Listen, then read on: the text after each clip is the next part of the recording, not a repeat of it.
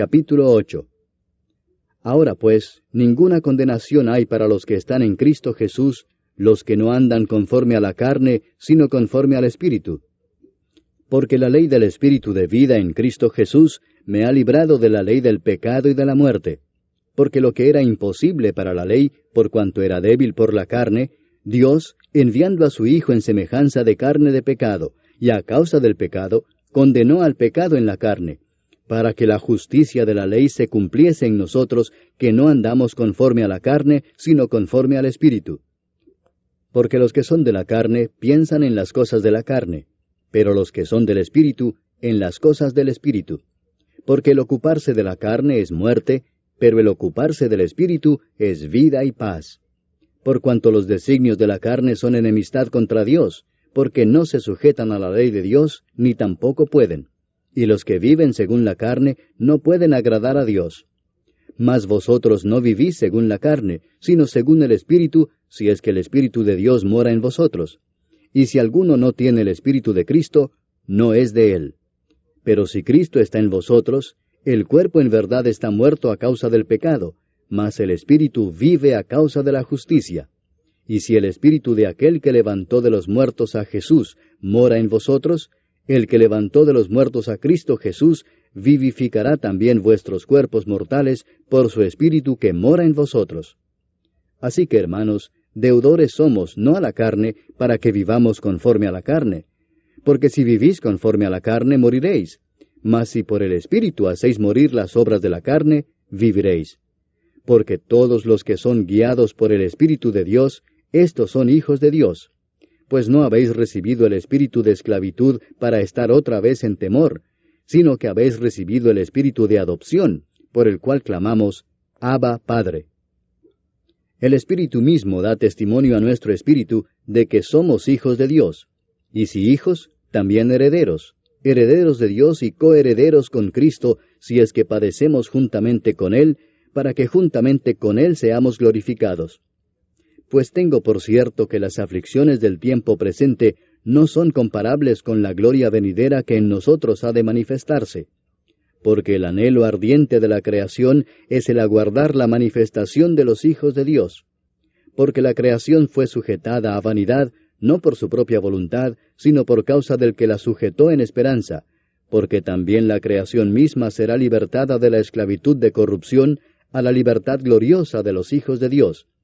Porque sabemos que toda la creación gime a una, y a una está con dolores de parto hasta ahora. Y no solo ella, sino que también nosotros mismos, que tenemos las primicias del Espíritu, nosotros también gemimos dentro de nosotros mismos, esperando la adopción, la redención de nuestro cuerpo. Porque en esperanza fuimos salvos, pero la esperanza que se ve no es esperanza, porque lo que alguno ve, ¿a qué esperarlo? Pero si esperamos lo que no vemos, con paciencia lo aguardamos. Y de igual manera el Espíritu nos ayuda en nuestra debilidad. Pues qué hemos de pedir como conviene, no lo sabemos. Pero el Espíritu mismo intercede por nosotros con gemidos indecibles.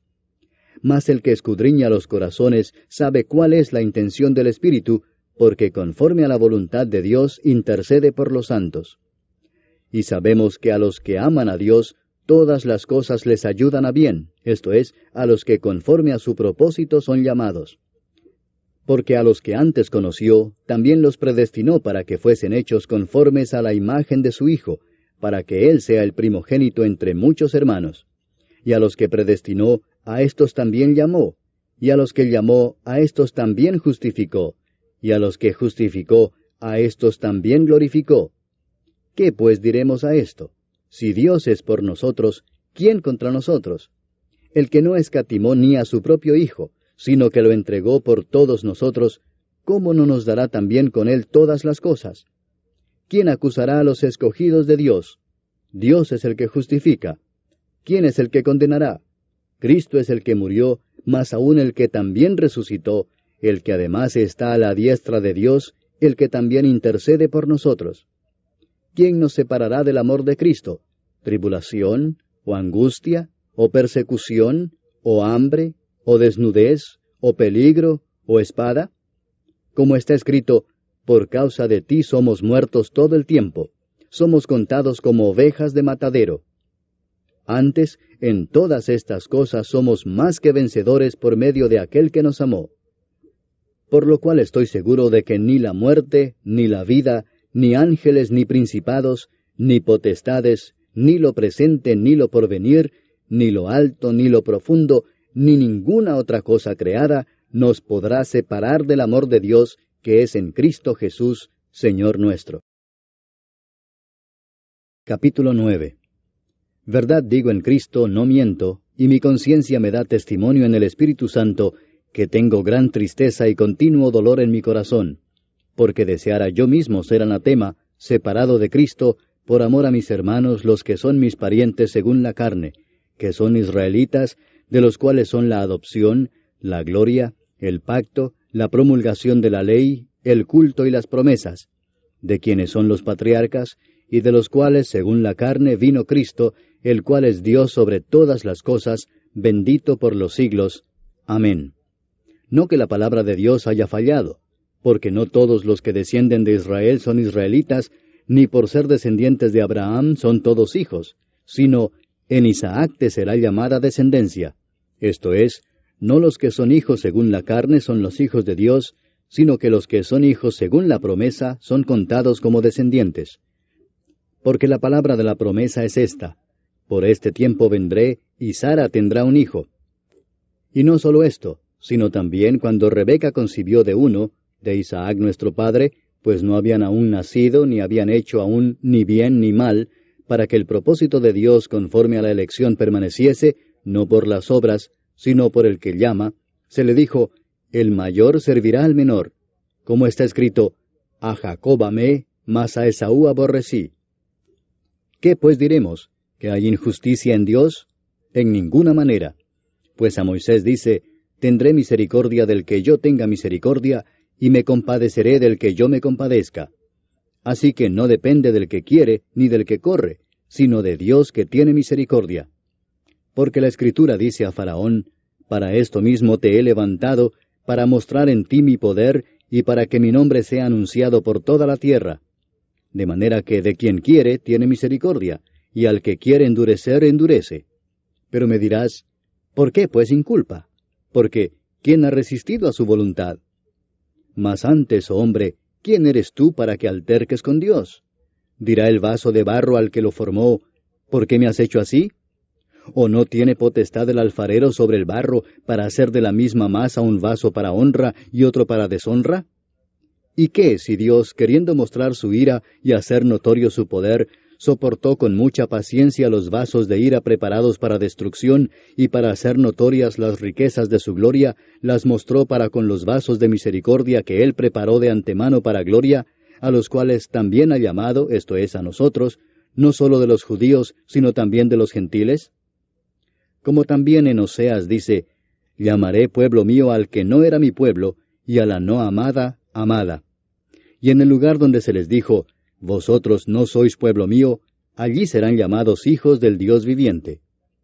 También Isaías clama tocante a Israel: si fuere el número de los hijos de Israel como la arena del mar, tan solo el remanente será salvo, porque el Señor ejecutará su sentencia sobre la tierra en justicia y con prontitud.